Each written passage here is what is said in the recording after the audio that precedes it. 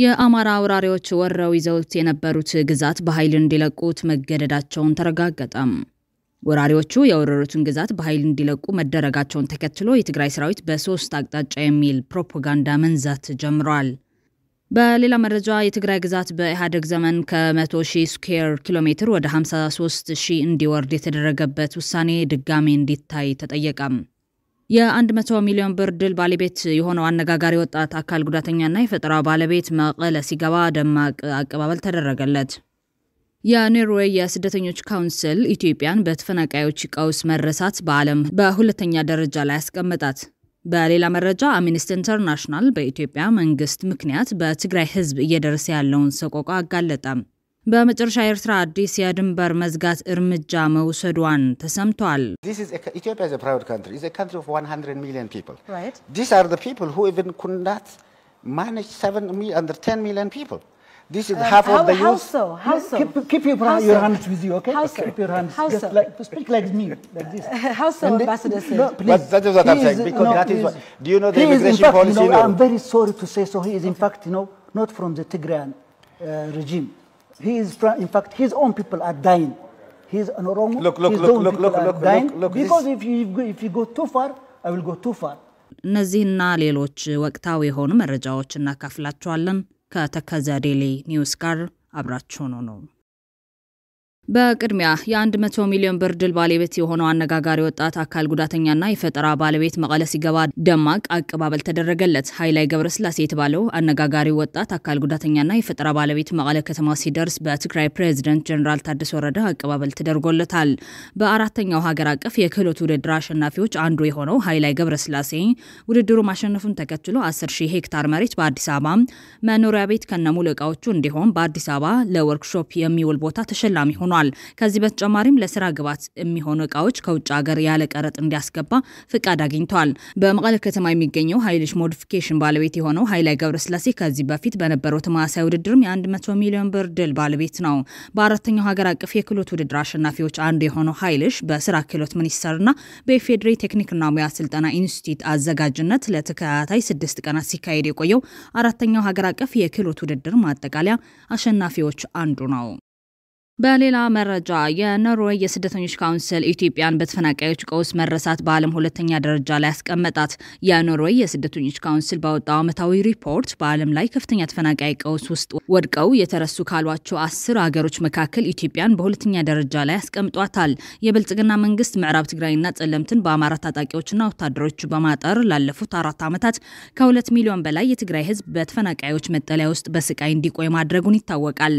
ይህንኑ የተመለከተው ካውንስሉ የመፈናቀል ቀውስ ያጋጠማቸው ሀገሮችን በተመለከተ ያጠናቀረውን ሪፖርት ግንቦት 25 ቀን 2017 ዓ.ም ይፋ ያደረገ ሲሆን በኢትዮጵያ ግጭት መቀጠሉ የዜጎች መፈናቀል እንዲጨምር ማድረጉን ነው ያመለከተው።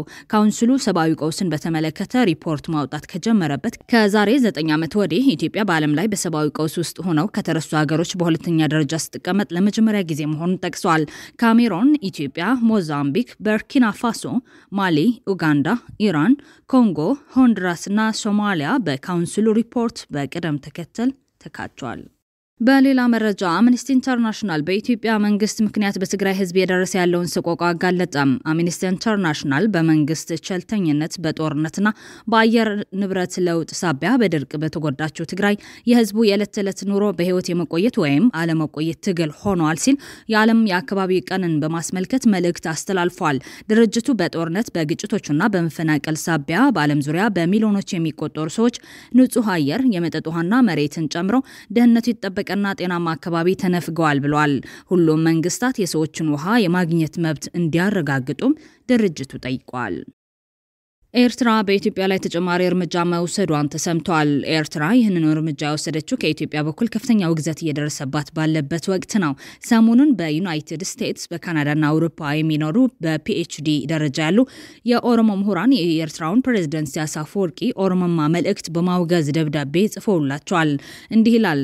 በጉንበት 24 ቀን 2025 የኤርትራ 34ኛ የነጻነት በዓል ላይ ባደረጉት ንግግር በኦሮሞ ማንነት ላይ ያደረሱትን ያልተቆጠበ ጥቃት በማያሻማ መልኩ በማውገዝ እኛ በስም የፈረምነው የኦሮሞ ምሁራንና ባለሙያዎች ይህንን ደብዳቤ እንጽፍልዎታለን።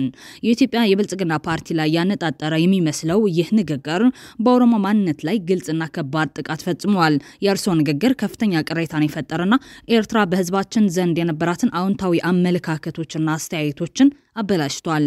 የኤርትራ ፖለቲካ ከቅርብ ዓመታት ወዲህ በያዘው ጤናማ ያልሆነ አካሄድ መሰረት የካቲት 28 ቀን 2020 የመጀመሪያው ደብዳቤያችንን ጽፈንላቸው ነበር። በዚህም መንግስቱ በሁለቱም በኩል ያሉትን ህዝቦች ከሚጎዱ ግልጽ ጣልቃ ገብነት እርምጃዎች እንዲቆጠብ ጠይቀን ነበር። እንደውም የኤርትራ ፖለቲካ በኦሮሞ ትግል ላይ ብቻ ሳይሆን በኦሮሞ ማንነት ላይም የበለጠ ጠላትነት እየፈጠረ ያየን ነው።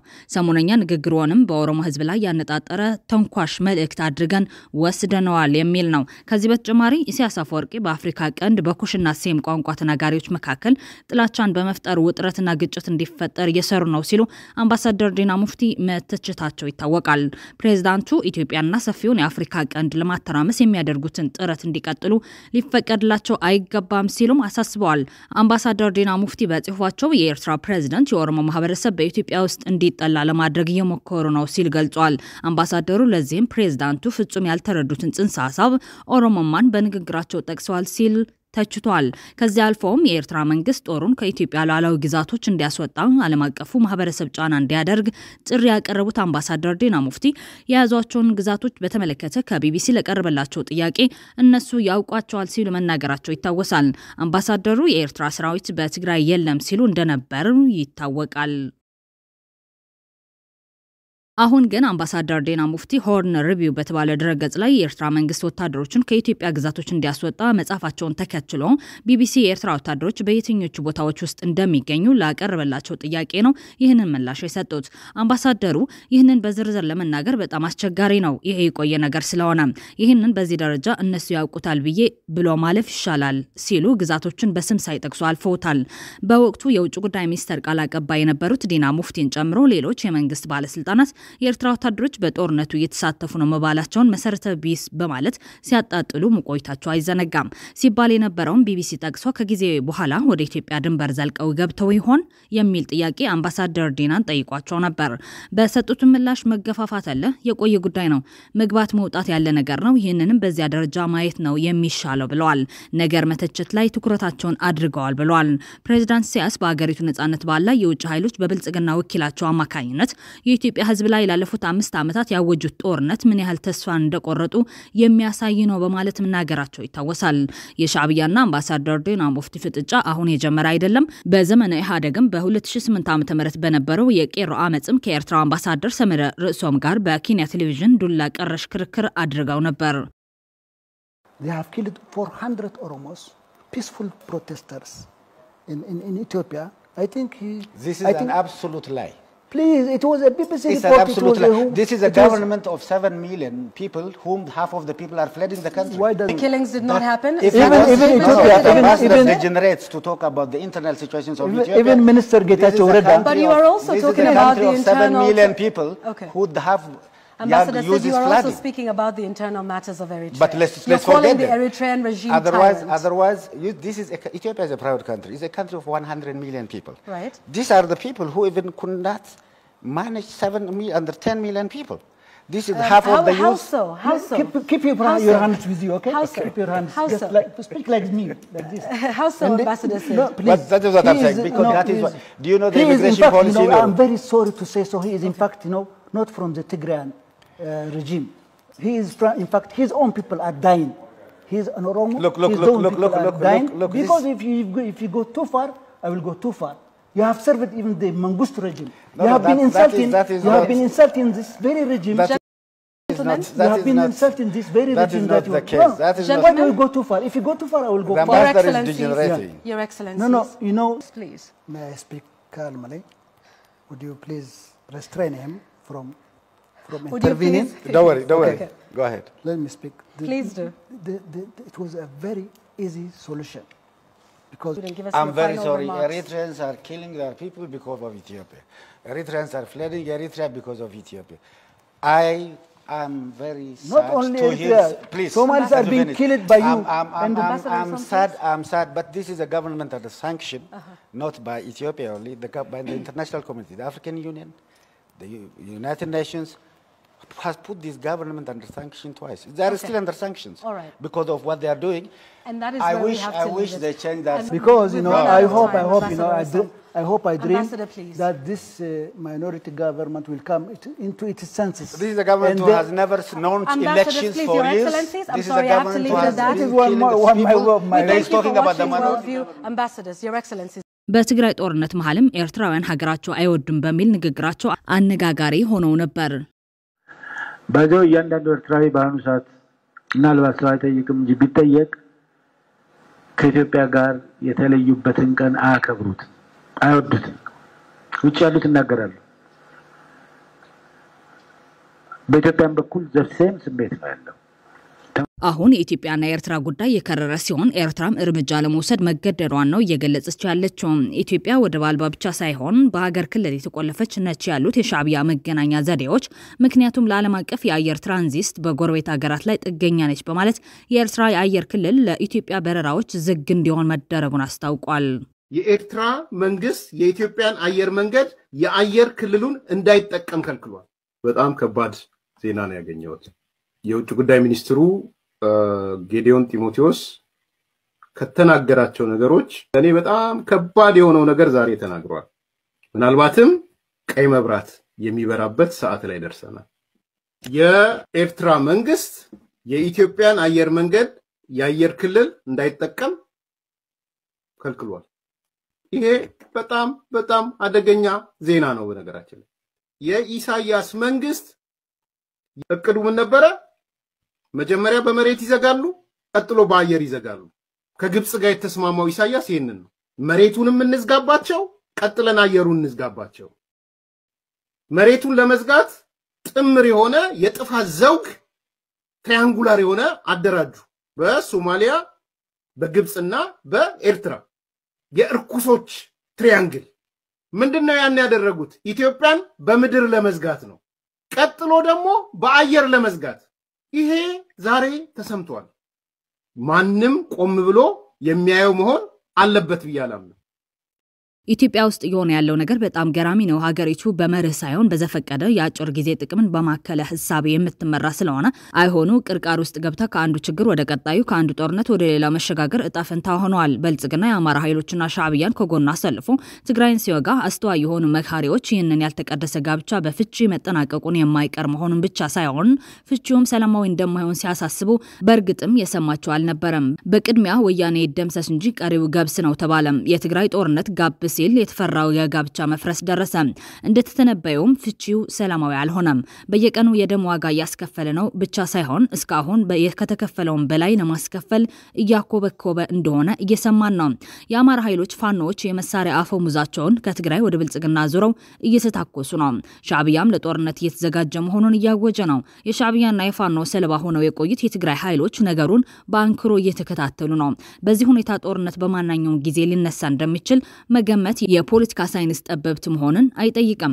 በዚሁ ውጥንቅጥ ውስጥ ተሳታፊ የሆኑት ተዋናይ በሙሉ በጦርነት እናተርፋለን ብለው የሚያስቡት ነገር እንዳላቸው መመልከት ይቻላል። የብልጽግናው መንግስት ከኤርትራ ጋር በተመለከተ ጦርነት ሊከፍትም ላይከፍትም ይችላል የሚል ግምት ነው እየወጣ ያለው። ብልጽግና በውድም በግድም ቀይ ባህር ላይ የባህር በር ሊኖረኝ ይገባል ይበል እንጂ ይህንን ፍላጎቱን ለማሳካት ጦርነት ይከፍታል የሚል ጥያቄ ግን በሂደት የሚመለስ ይሆናል። በዚህ መሃል ግን በተለያየ ጎራ የተሰለፉ ፖለቲከኞች በአንድ መድረክ የሚያገናኝ ጸረ ጦርነት ዘመቻ ሊካሄድ ነው እየተባለ ነው።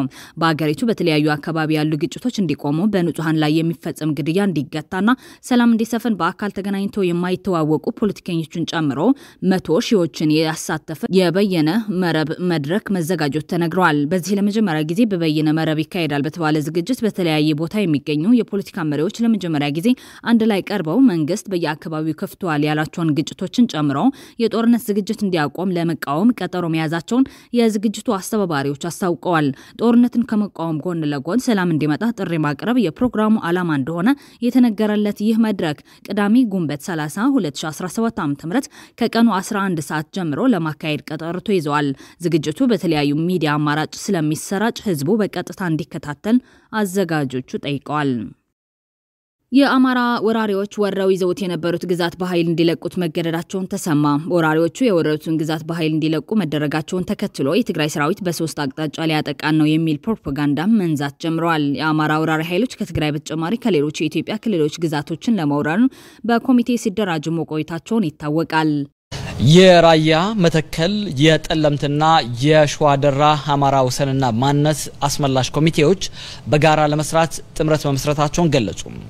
ጥምረቱ የአማራ ህዝብ የፍትህ ጥያቄ ትኩረት እንዲያገኝ ትልቅ ድርሻ ይኖረዋል ተብሏል። በትግራይ ጦርነት መጀመሪያ ምዕራብ ትግራይን ጨምሮ በተለያዩ አካባቢዎች የትግራይ ቦታዎች የኢትዮጵያ መከላከያ ሰራዊትና የሻዕቢያ ሰራዊት ተማምነው መውረራቸውን የሚታወስ ሲሆን በአሁኑ ሰዓት በመከላከያ ድጋፍ በምዕራብ ትግራይና ጸለምት ሰፍረው እንዳሉ ይታወቃል። የኢትዮጵያ መንግስት በፕሪቶሪያ ስምምነት መሰረት አካባቢው ወደ ትግራይ መመለስ ሲገባው በሪፈረንደም ስም በወራሪዎቹ እጅ እንዲቆይ ማድረጉን የትግራይ ህዝብና ሰራዊቱ ትዕግስት እየተፈታተነ ይገኛል።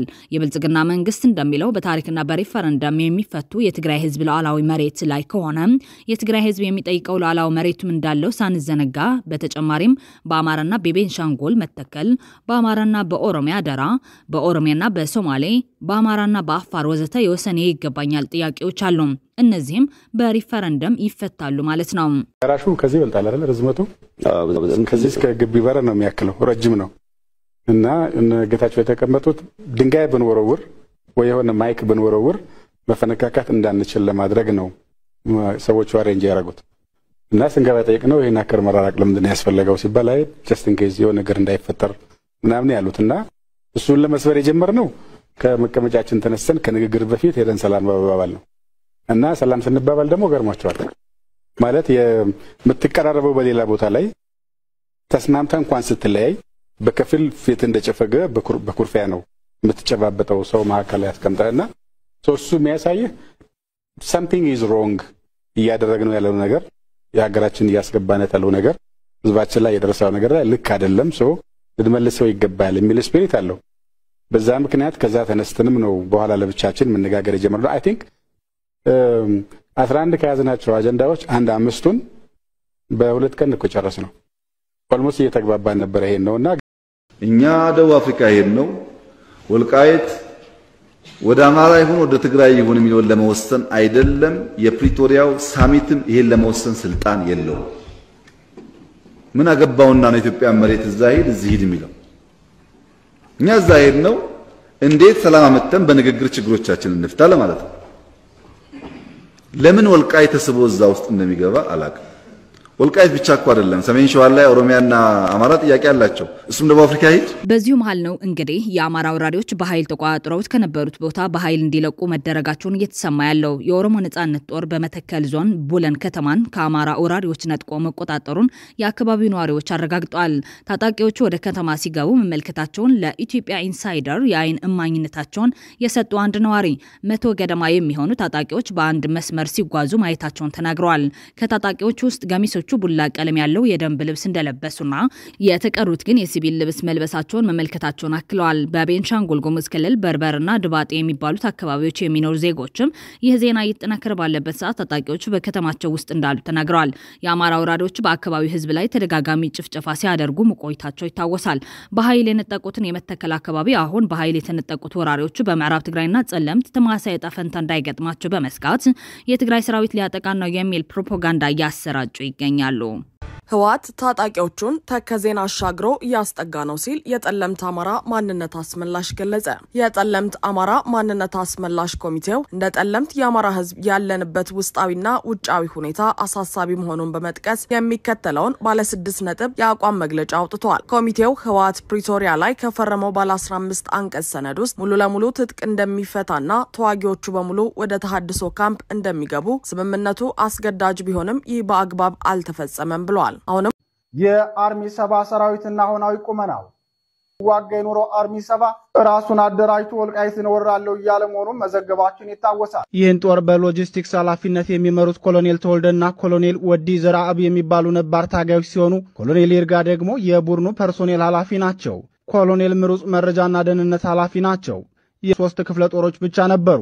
በቅርቡ ኮሎኔል ወዲ ሰባ የሚባሉ አዛዥ የሚመሩት አራተኛ ክፍለ ጦር ተጨምሯል። የህወሓት ጦር በሶስት አቅጣጫ ተከዜን መሻገሩ ተሰማ።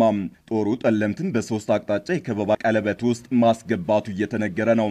ደብረጽዮን በይፋ ወደ ጠለምትና ወልቃይት በኃይል ሰብረን ገባለን ካሉ በኋላ ከወዲያ አርሚ ሰባ እየተጠጋ ሲሆን ከወዲያ ደግሞ ጦሩ ተከዜን ተሻግሯል። ይህን የትግራይ ሰራዊት ግን በፕሪቶሪያው ስምምነት መሰረት በወራሪዎች እጅ የሚገኘውን ህዝብና ግዛት በሰላማዊ መንገድ እንዲመለስ ተፈናቃዮች ወደ ቀያቸው በሰላም እንዲመለሱ የአማራ ሰፋሪዎች ከነታጣቂዎቻቸው እየጠየቀ ነው። የብልጽግና መንግስትም ከትግራይ ሰራዊት ጋር ድጋሜ ወደ ጦርነት ከመመለስ ይልቅ ስምምነቱ በፍጥነት መተግበር እንደሚቀለው ነው እየተገለጸ ያለው። በአሁኑ ወቅት በፕሪቶሪያው ስምምነት ምክንያት እየተግባቡ ያሉት የብልጽግና መንግስት ከዚህ በፊት ያባከኑት እድል ያስተማራቸው ይመስላል። በ2013 እስከ 2014 ዓ.ም ቲዲኤፍ ወደ ደብረ ብርሃን እየተጠጋ በነበረበት ጊዜ በማይክ ሐመር የሚመራው ልዑክ ለሁለቱ ተፋላሚዎች አንድ ሐሳብ አቅርቦ እንደነበር በጭምጭምታ ይነገራል። ይህም ሐሳብ ቲዲኤፍ እና የፌደራል መንግስቱ ውጊያውን ወደ ሻዕቢያ ማለትም ኤርትራ እንዲያዞሩትና በዚህ ሂደትም ቲዲኤፍ ወልቃይትና ራያን እንዲቆጣጠር እንዲሁም የፌደራል መንግስቱም አሰብን እንዲቆጣጠር የሚል ነበር። ይህንን ሐሳብ ጀነራል ታደሰ ወረደ ከወር በፊት በነበረው መግለጫ ላይ በጨረፍታ ነክቶት ነበር። በተደጋጋሚ የብልጽግናዊ መረጃ ቅልብ አክቲቪስት ስዩም ተሸመ እነዚህ ጡት ነካሾች ማለትም ቲዲኤፍ ሐሳቡን አልቀበልም አሉን ሲል በተደጋጋሚ በብስጭት በሚያቀርባቸው ፕሮግራሞች ላይ አቅርበዋል። በወቅቱ ከነበረው የኃይል ሚዛንና የጦርነቱ ደረጃ እንዲሁም ከነበረው የዓለመተማመን ደረጃ አንጻር ሐሳቡን በተለይም የህወሓት አመራሮች አለመቀበላቸው ግልጽ ነው። አሁን ላይ ከሁለት ዓመታት በኋላ ሐሳቡ በአሜሪካ ድጋፍ ይሆን እንደሚባለው የታሪክ ስብራትን ለወደፊት ትውልድ ከማቃናት ፍላጎት አንጻር ይሆን በግልጽ ባይታወቅም ሐሳቡ እንደ አዲስ ብቅ ብለዋል። በአሁን ሰዓት የፌደራል መንግስቱ ይህንን የባህር በር ጥያቄ በኤደን ባህረ ሰላጤና በህንድ ውቅያኖስ አዋሳኝ ሀገራት ባልተሳኩና ባልተጠኑ የዲፕሎማቲክ ጥረቶች ጊዜውን ከፈጀ በኋላ እንዲያውም አሰብና ቀይ ባህር ርስቴ ነው ወደሚለው የትርክት ግንባታና የጦርነት ፕሮፓጋንዳ ድብድብ ገብተዋል። የሐሳብ በርግጥ ለአጀንዳ ፈጠራና ትኩረት መሳቢያ ይሁን የምር በቂ ዝግጅት ተደርጎበት የተከፈለውን ዋጋ ተከፍሎ ይህንን በር ባህር ለማስመለስ እየተደረገ ያለ ጥረት ይሁን ከፌደራል መንግስቱ የማይጨበጥ አቋም አንጻር ለመገመት ቢከብድም መሬት ላይ ያሉት መካረሮች ግን የሚያሳዩት ጉዳዩ እየመረረ መሄዱ ነው። ኢትዮጵያ ወደ ቀይ ባህር በዋናነት የአሜሪካ ፍላጎት የሚሆንበት እድል በጣም ሰፊ ነው። ለዚህም ዋና ምክንያት ኢትዮጵያ በትግራይ ጦር መሪዎች ዘመን አልሸባብን በመደምሰስና በማዳከም ረገድ የተረጋገጠ አሻራ አላት። በመሆኑም ይህንን አቅም በቀይ ባህርና ኤደን ባህረ ሰላጤ ላይ ለአሜሪካን ራስ ምታት የሆነባትን የሀውቲ አማጽያንን በኢትዮጵያ መወጋት ትፈልጋለች። ከዚህም ባሻገር የአስመራው አዛውንትንም እድሜ ማሳጠር ትልቅ ምኞቷ ነው። በተጨማሪም የኤሚሬትስ ፍላጎት በዚሁ አውድ የሚጠቃለል ነው። በዚህ ሁሉ ሂደት ግን አሁንም የዚህ ትልቅና ውስብስብ እቅድ መሳካት ወይም መክሸፍ ጆኬሩ ያለው በትግራይ ሰራዊት ቲዲኤፍ እጅ ነው። እናም የትግራይ ብሔራዊ ጥቅም በምዕራብ ትግራይ ብቻ የሚቆም ሳይሆን በኢህአዴግ ዘመን ወደ አማራ ክልልና ሌሎች አካባቢዎች ተቆርሰው የተሰጡት ቦታዎች እንዲመለሱ ግድ ይላል።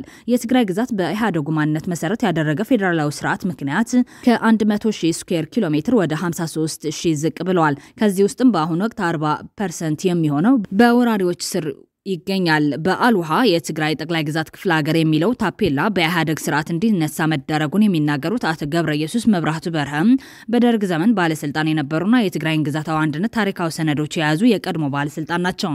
ደርግ ከወደቀ በኋላ በትግራይ ስር የነበረው 43,000 ስኩዌር ኪሎ ሜትር የትግራይ ግዛት ማን አስነጠቀው የሚለውን ጥያቄ አንስተዋል። ከ1957 እስከ 1983 በነበሩት ዓመታት መካከል የትግራይ ግዛት ከዳሉል አብደራፊዕ 100,000 ስኩዌር ኪሎ ሜትር ሲሆን አሁን 53,000 ብቻ ነው በህገ መንግስቱ መሰረት የትግራይ የሚባለው።